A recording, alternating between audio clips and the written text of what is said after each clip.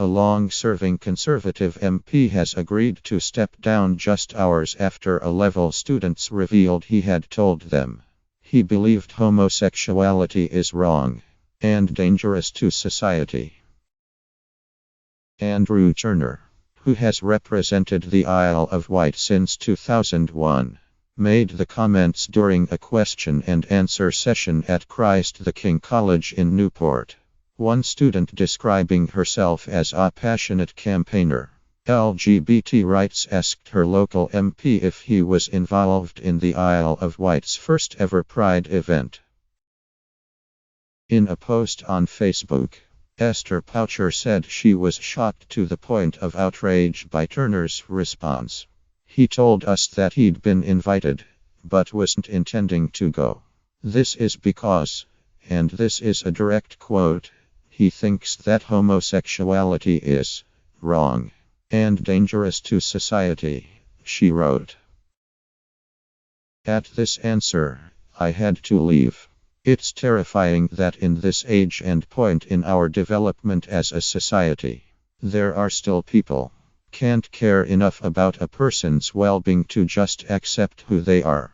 And the most terrifying thing is that we as an island consistently vote him in to represent us.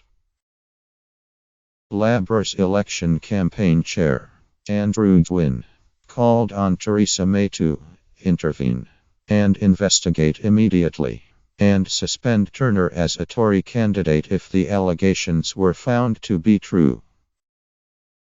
There is no place for bigotry and hatred like this in modern society, and no one holding these views is fit public office. He said he looked forward to the Prime Minister speaking out against the suggestion of homophobia in her party to show she was serious about LGBT equality. The Guardian understands. Senior figures in the Conservative Party made clear Turner's behavior was unacceptable, and that the MP agreed to step aside before he was pushed. One Tory insider said there was no room in the Conservative Party for homophobic comments. In his statement, Turner did not mention the row. He wrote, "It has been my privilege to serve the people of the Isle of Wight as their Member of Parliament. I have been incredibly fortunate to represent such a beautiful constituency. After 16 years I have come to the decision. It is time. A new generation to take up the mantle of representing my fantastic constituents." He added. He was grateful for the support he had received, and would support the Conservative candidate taking his place. The seat is likely to be popular with Conservative hopefuls given Turner secured a majority of 13,703 in 2015, representing 41% of the vote.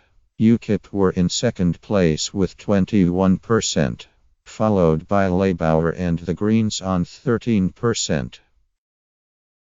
Turner has served on the Conservatives' 1922 committee representing backbenchers, and was a vice chair of the party between 2003 and 2005.